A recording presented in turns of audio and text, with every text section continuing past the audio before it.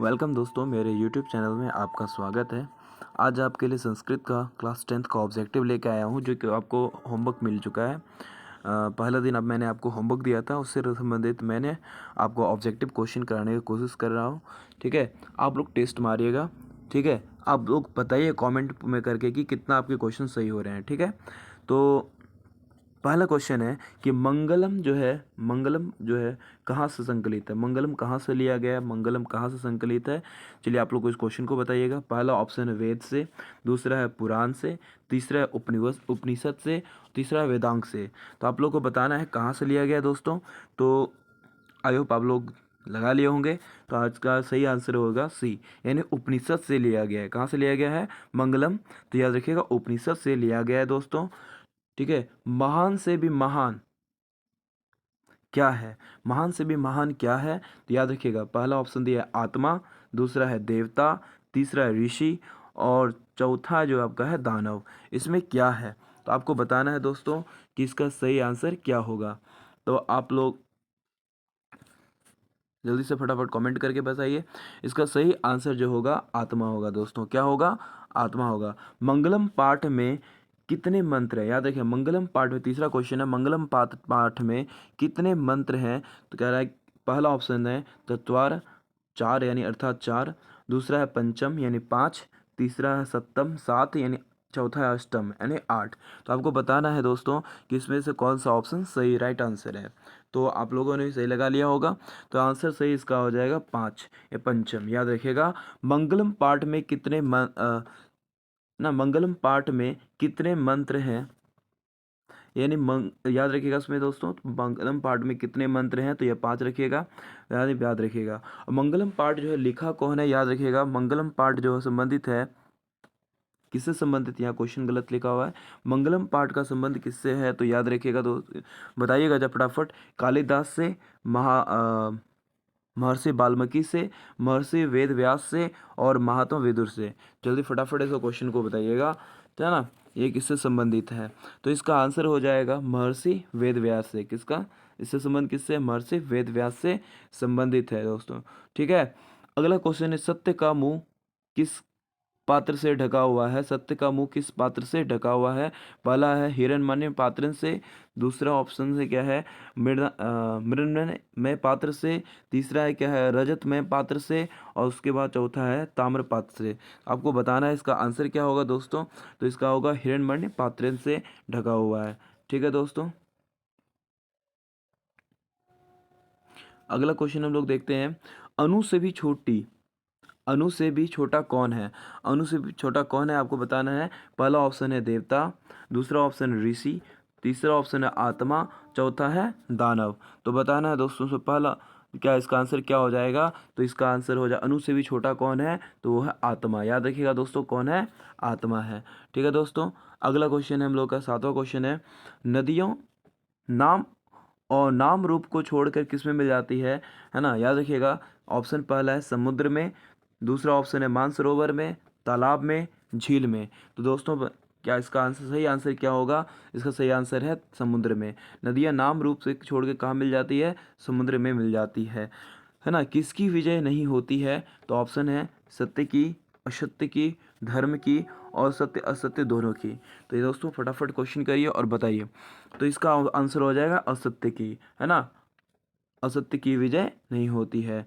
ठीक है, और नवा क्वेश्चन है अरुण नियम महत्व, है ना, महिमा महिमान मात्रम। ये जो मंत्र लिया गया है मंगलम पाठ से लिया, कहाँ से लिया गया है, तो इसको बताइए। मंगलम पाठ का ही है, तो मंगलम पाठ में जो कहाँ से लिया गया है इसको अब संकलित किया गया, किस उपनिषद से लिया गया मंगलम पाठ में, ये आपको बताना है। ठीक है, तो पहला है मंडूकोपनिषद से, कठोपनिषद से, है ना, श्वेताश्वतोपनिषद से, ईशावास्य वास्योपनिषद से लिया गया। कहाँ से लिया गया बताइए आप, नवा फटाफट क्वेश्चन आंसर बताइए। कठोपनिषद से लिया गया है। कहाँ से लिया गया है दोस्तों, कठोपनिषद से लिया गया है। अगला क्वेश्चन है दोस्तों वेदामेदम पुरुषम महांतम वेद्य विद्यायानम ये मंत्र किस उपनिषद से लिया गया है आपको बताना है। पहला ऑप्शन है कठोपनिषद, श्वेता उपनिषद, मंडूकोपनिषद, ईशापनिषद। ये चार ऑप्शन हैं, आपको बताने हैं कहाँ से लिया गया है दोस्तों। तो इसका आंसर हो जाएगा श्वेता रोपनिषद से लिया गया है। सत्यमेव जयते परम निधानम ये मंत्र किस उपनिषद से लिया गया है आपको बताना है। पहला ऑप्शन है कठोपनिषद, दूसरा है मंडूकोपनिषद, उसके बाद है श्वेता उपनिषद, और उसके बाद ईसा वास्योपनिषद से लिया गया है। ये चार ऑप्शन से आपको बताना है कहाँ से सत्यमेव जयते कहाँ से लिया गया है। याद रखिएगा दोस्तों, सत्यमेव जयते जो है मंडूकोपनिषद से लिया गया है ना। सत्य इसका मतलब होता है सत्य की विजय होती है, सत्यमेव जयते का मतलब ये होता है, ठीक है। अगर दोस्तों संस्कृत मैं पढ़ाता नहीं हूँ, बट आप लोगों के लिए मैंने क्लास लिया है ताकि आपकी तैयारी अच्छी हो सके। हो सकता है कि संस्कृत मेरे पढ़ने में त्रुटियाँ थोड़ा आए, तो आप लोग मैनेज कर लीजिएगा और आप लोग पढ़ सकते हैं। आप लोग तो पढ़ रहे होंगे मैथ, और क्वेश्चन को पढ़ के सही से लगाइएगा। अगर कुछ शब्द उच्चारण में गलत भी होता है तो थोड़ा सा मैनेज कर लेना है, ठीक है। लेकिन आपको खुद से लगाना है इसको पूरा, ठीक है। रोक के पूरा पेन कॉपी लीजिएगा, उसके बाद ओएमआर शीट में कलर करके और देखना है कि कितना आपके क्वेश्चन सही हो रहे हैं, और कमेंट करके ज़रूर बताइएगा कि कितने आपके सही लगे हैं, ठीक है। 12वां जो है आपका क्वेश्चन है, यह संपूर्ण संसार किसके द्वारा अनुशासित है। याद रखिएगा, यह जो संपूर्ण संसार है किसके द्वारा अनुशासित है। पहला है आत्मा, दूसरा है परमात्मा, तीसरा है साहित्य, और चौथा इनमें से कोई नहीं। तो आपको बताना है दोस्तों इसका सही आंसर क्या होगा। इसका सही आंसर होगा परमात्मा। क्या होगा दोस्तों, परमात्मा, है ना। किसकी जय विजय होती है, तो पहला ऑप्शन है सत्य की, दूसरा है असत्य की, तीसरा है धर्म की, चौथा है मोह की। तो दोस्तों बताइएगा, फटाफट आंसर बताइए आप लोग, इसका आंसर क्या होगा दोस्तों। इसका आंसर होगा सत्य की, है ना। सत्य की हमेशा क्या होती है, विजय होती है दोस्तों, इसको याद रखिएगा। अगला क्वेश्चन हम लोग देखते हैं। 13वां नंबर आपको पता है, 14वां नंबर है ना। 14th क्वेश्चन हम लोग देखते हैं। उपनिषद की रचना कौन किया। उपनिषद की रचना कौन किया है। पहला है विदुर, दूसरा है वाल्मीकि, तीसरा है कालिदास, और चौथा महर्षि वेद व्यास। अब इसमें आपको बताना है दोस्तों कि कौन सा ऑप्शन सही है, फटाफट बताइए। तो जल्दी से बताइए, कमेंट करके बताइए। इसका जो आंसर है उपनिषद का जो रचना कौन किया है दोस्तों, तो याद रखिएगा इसका आंसर हो जाएगा महर्षि वेदव्यास। कौन हो जाएगा, महर्षि वेदव्यास इसकी रचना किया है, ठीक है। हिरण्मन्य पात्रेन दृष्टित्यो मंत्र किस उपनिषद से लिया गया है। ईशा वास्योपनिषद से, कठोपनिषद से, मुंडकोपनिषद से, श्वेत परोपनिषद से। आपको बताना है ये चार ऑप्शन में से कौन सा ऑप्शन सही है। तो दोस्तों फटाफट बताइएगा, है ना। ईशावास्योपनिषद से लिया गया है, इसका आंसर राइट आंसर हो जाएगा ए, ठीक है। यथा नद दिव्यम मंत्र किस उपनिषद से लिया गया है। मंडूकोपनिषद से, श्वेत प्रोपनिषद से, कंठोपनिषद से, है ना, वास्योपनिषद से। बताना है आपको किस उपनिषद से लिया गया है। तो दोस्तों इसका सही आंसर होगा मंडूकोपनिषद से लिया गया है ना। आत्मा के गूढ़ रहस्य की व्याख्या किसमें की गई है, तो आपको बताना है दोस्तों। इसका सही ऑप्शंस क्या दिए मैं पढ़ देता हूँ मैं। कठोपनिषद से, मुंडकोपनिषद से, है ना, ईशावास्योपनिषद से, है श्वेत परोपनिषद से। आपको बताना है इसका सही आंसर क्या होगा। इसका सही आंसर है कठोपनिषद से, है ना। कौन सा है, कठोपनिषद से लिखा गया है। ज्ञानी और अज्ञानी लोगों में अंतर किसमें बताया गया है। मुंडकोपनिषद से, कठोपनिषद से, श्वेतपनिषद से, ईशा ईशावास्य उपनिषद से। किसमें बताया गया है दोस्तों, आपको बताना है। इसका सही आंसर हो जाएगा श्वेत उपनिषद से बताया गया है ना। अगला 19वां क्वेश्चन है, परमात्मा के महिमा का वर्णन किसमें किया, है ना। परमात्मा के महिमा का वर्णन किया गया है, किसमें किया गया है। वास्योपनिषद में, श्वेत उपनिषद में, मुंडकोपनिषद में, कठोपनिषद में। आपको बतानी है दोस्तों किसमें किया गया है। इसका सही आंसर हो जाएगा श्वेत उपनिषद में किया गया है। तो अगला क्वेश्चन देखते हैं हम लोग दोस्तों। देवलोक का मार्ग किससे प्राप्त है। क्या क्वेश्चन, देवलोक का मार्ग किससे प्राप्त है। पहला ऑप्शन है लोभ से, मोह से, सत्य से, असत्य से। आपको दोस्तों सही आंसर बतानी है। इसका सही आंसर हो जाएगा तो सत्य से। किससे हो जाएगा दोस्तों? ऑप्शन सी हो जाएगा, सत्य से। ठीक है दोस्तों। प्राणी के हृदय रूपी गुफा में कौन स्थित है? देवता, दान, शरीर, आत्मा या तत्व? आपको बताना है इसका सही आंसर क्या होगा दोस्तों। इसका सही होगा आत्मा और तत्व, आत्मा या तत्व होगा।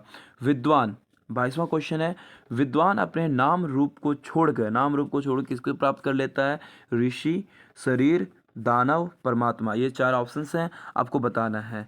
तो इसका सही आंसर क्या हो जाएगा? तो आ जाएगा परमात्मा। क्या हो जाएगा दोस्तों? परमात्मा हो जाएगा। मृत्यु को वश में कौन कर लेता है? अज्ञानी, मूर्ख, ज्ञानी, विद्वान, इनमें से कोई नहीं। ज्ञानी या विद्वान, इनमें से कोई नहीं। तो आपको बताना है इसका सही आंसर। तो क्या हो जाएगा दोस्तों? तो ज्ञानी और विद्वान। ठीक है, याद रखिए, ज्ञानी या विद्वान जो है अपने मृत्यु को वश में कर लेता है, इसे याद रखिएगा।